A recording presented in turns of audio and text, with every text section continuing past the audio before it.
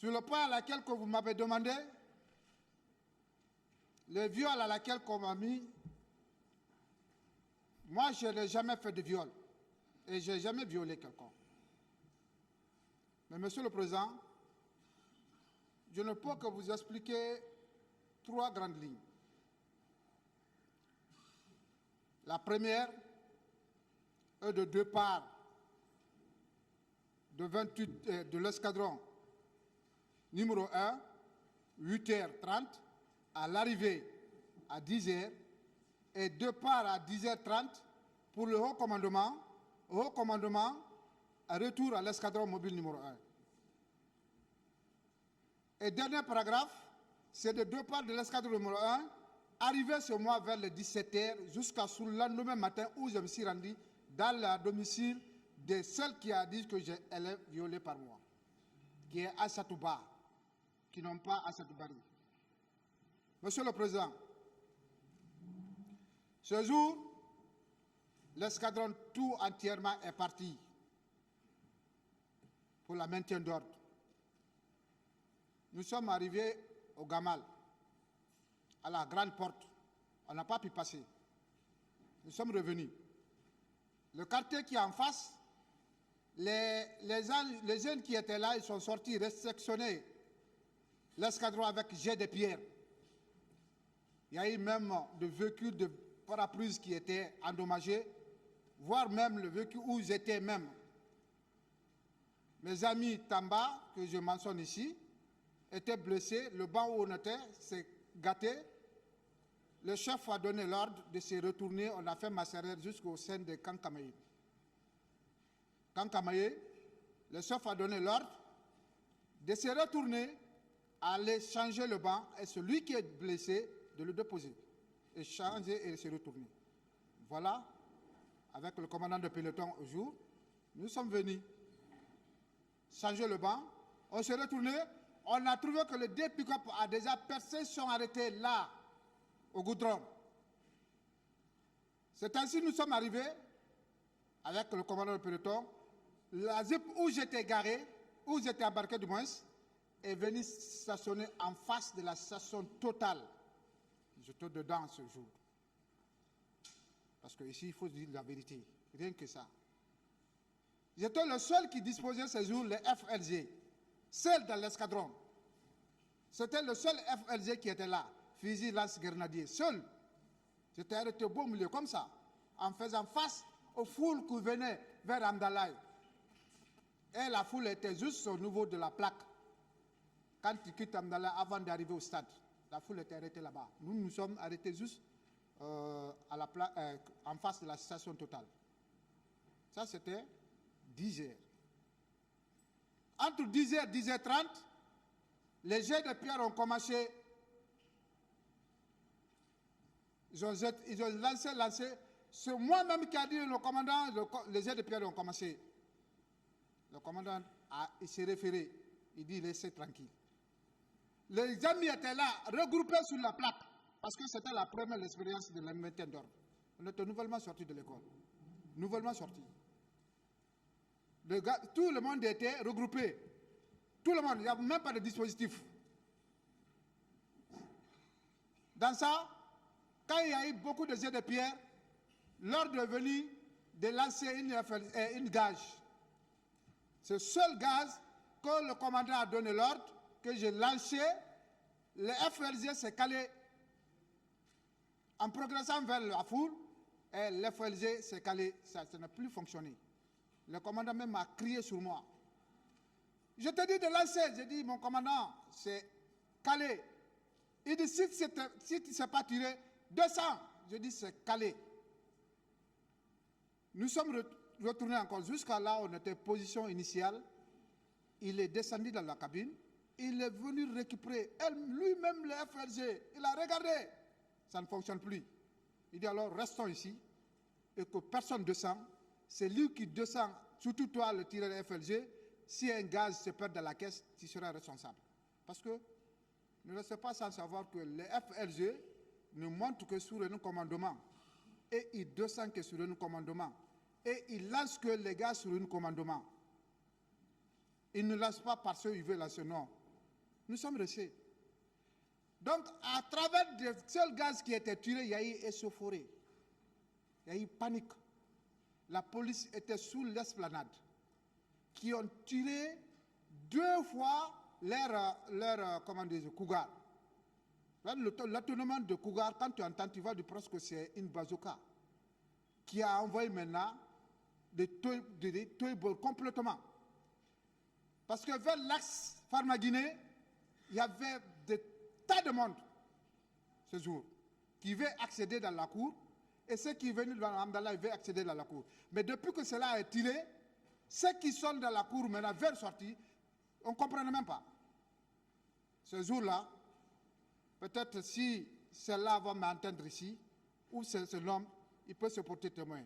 Il y a une fille, journaliste, qui était habillée noir sur blanc. Un homme, journaliste, qui était habillé noir sur blanc. Ils sont sortis dans la cour, la fille pleurait. Je ne comprends pas, je ne peux pas m'arrêter. J'ai des vertiges. Les chefs ont ordonné de prendre la fille, embarquer. La fille a dit qu'elle a chauffe. C'est moi qui ai pris 500 francs, je payais l'eau, je donnais à la fille. Elle a bu. Ils ont embarqué la fille et l'homme. Plus quelqu'un qui était venu dans son pick-up, arrêté, beau milieu de pick-up, beau milieu de la gendarmerie.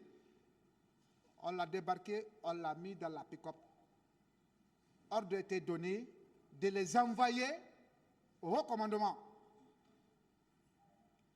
Ça, c'est dans les environs de 10h30. Voilà comment nous sommes quittés.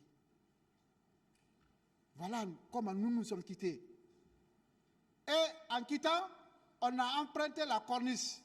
Vers la corniche, on a emprunté pour venir au haut commandement. 10h, 10h30, 11h, voire midi. Après, le commandant de l'escadron est descendu, y compris le commandant de peloton sont descendus. Il dit, bon, on passe à l'escadron, on va changer les FLG avant de partir. Nous avons venu à l'escadron, le pick-up qui était pris par le gars est garé par le commandant de l'escadron, un pick-up blanche. Maintenant, il a demandé le magasinier de changer les FLG. Il a ouvert le magasin, il n'y a aucune arme qui fonctionne. Il dit, il n'y a pas FLG qui fonctionne ici. Dans ça, il dit alors, il faut procéder à la réparation. Il reste à la réparation. Le cuisinier avait fini de cuisiner. Nous, on a dit, oh, comme nous sommes là dedans, les autres sont là-bas, on va manger avant de partir. Ils sont restés dedans. On a demandé le cuisinier, il a envoyé le plat. Peine en commençant de manger, les 2 jeeps qui étaient là-bas, ils sont rentrés. En disant les manifestations est terminées vers le 13h. Moi et nous qui étions venus, on n'est plus repartis. On n'est plus repartis là-bas. On ne sait pas ce qui s'est passé après.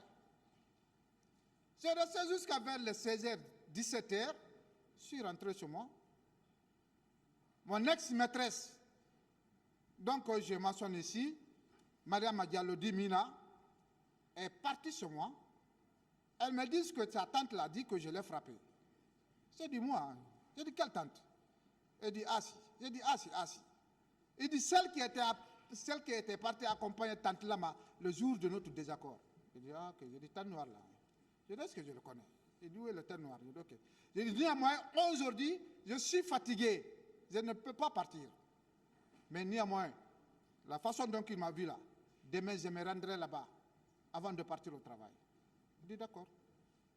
8h, je me suis pointé au domicile parce que toute la famille me connaît. Tout le monde. Presque. Je suis arrivé. Je l'ai trouvée, elle était couchée au salon, sur la divan. Je rentrais avec la fille.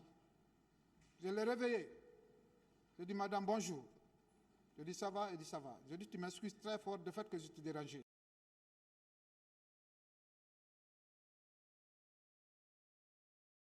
Dire que je te frappais de moins. Alors, c'est pourquoi je suis venu. Si oui, toi et moi, on s'est vu, je te frappais, tu me l'as dit. Je suis venu pour ça. Je lui ai posé la question 3 fois, elle n'a pas répondu. J'ai dit, alors tu dis, c'est moi qui t'ai frappé. Qu'est-ce que je portais? Elle dit, là, elle ne connaît pas. J'ai dit, ok. J'ai dit, merci madame. J'étais venu juste pour te dire, c'est pas parce que moi et la fille là, nous sommes en désaccord. Pendant combien d'années je suis là, toute la famille me connaît. Je veux m'en charger avec frapper une de ses familles. Quand je vois l'un de ses familles dans une foule pareille, je ne peux que le mettre en l'abri. Ce n'est pas pour le frapper. Ce n'est pas de mes éducations. Je ne connais pas. Je dis, j'ai fait tout mon temps ici et encadré et dans mes sports. Je suis capitaine de l'équipe de judo. J'ai toutes mes compétences, mais je n'ai jamais frappé la femme. Et puis, ce n'est pas mon comportement.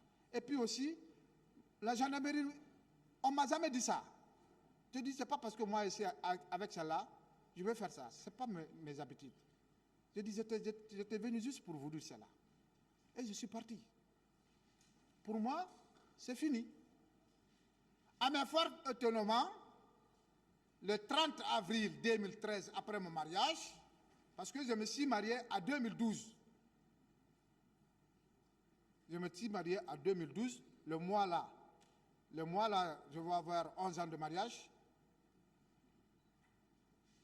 À 30 avril 2013, je vois une omission rogatoire derrière moi.